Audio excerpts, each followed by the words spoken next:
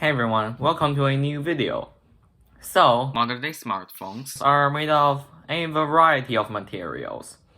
Glass and aluminum or stainless steel are usually used on flagships and higher-end phones, and plastic is usually used in mid-range or budget phones.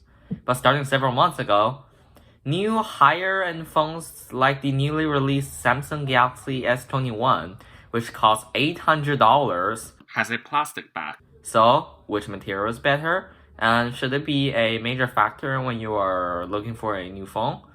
And which combination is one we will be sticking with in the future? Well, we'll discuss it in the video.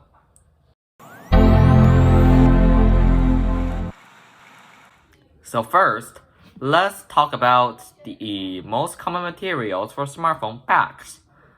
Glass and plastic. No, aluminum is not here because modern-day smartphones rarely use aluminum now. For, I think, wireless charging. But while glass and plastic, they are both very common materials. Well, if you don't already know that. So plastic, yes, the same plastic as in the plastic in plastic bottles, but it's like a bit thicker, harder, and optimized for smartphone backs. And glass is the same glass in windows and the water glasses and the screens of most modern smartphones, but thinner and optimized for use on smartphones. They both have their own advantages and, well, disadvantages. Plastic, when you drop it, doesn't crack, unlike glass. So you don't have to empty your wallet just because you cracked your back glass. It also feels really nice with matte applied to it. And in some cases, when you are touching a matte plastic bag, you can't even tell if it's plastic or glass. It's also a soft and flexible material, which makes repairs easier, since technicians or you don't have to deal with crazy curved glass anymore and slowly prying up the glass, fearing it might break. No, not for plastic. But on the flip side, because of its softness, it's really easy to scratch. A coin or key or any metal object can easily scratch it. So don't expect a pristine back after a month of use with plastic backs. Now, let's talk about the advantages and disadvantages of glass backs. Well, a wise man on YouTube once said, "Glass is glass, and glass breaks." And that's true. But what glass is good at is scratch resistance. Even if your glass phone's in the same pocket as your keys or coins or whatever, it'll still be flawless, even without a case. Only things as hard as, let's say, sand can scratch it. It also has the cool touch to it, which makes it feel more premium. You also don't have to worry about glass melting when you're trying to heat a phone up to repair it, unlike plastic, which melts under relatively low temperatures, actually. But glass is also more expensive, which usually drives up the cost of phones. Now, let's talk about materials for smartphone bodies, like the size and maybe internals. The most common ones being plastic, aluminum, or stainless steel. Now, pretty much the only advantage to plastic is that it's cheap and light. Other than that, it's not a good material for smartphone bodies.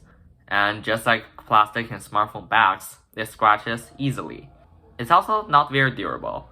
So unless there's like metal inside enforcing the body, like what we've seen with the Pixel 5, smartphones with plastic bodies are not very good to the prevention of bending. If you just apply a bit of pressure, it might be too much for it, and it will just bend to the point where repair is not viable anymore, as we've seen with past plastic phones.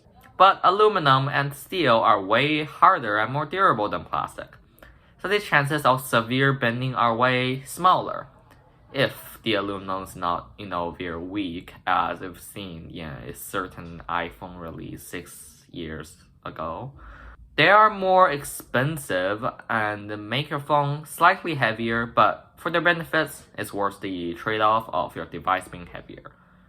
The only real noticeable difference between aluminum and stainless steel is that stainless steel is a bit more resistant to scratches and is harder than aluminum. But generally, they're both good materials for smartphone bodies. So, should the material of the smartphone you're planning to buy affect your buying decision?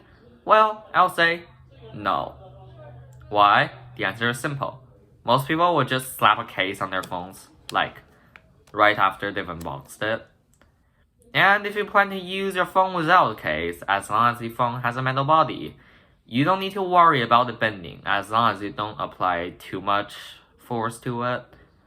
But if you have a phone with a plastic body and plan to use it without a case, then be careful, because it can bend even if just a bit of force is applied to it, even if it has a glass back.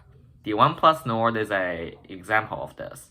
And which is the combination we are going to be sticking with in the future? Well, I say most likely metal bodies and plastic backs. Why would I say that?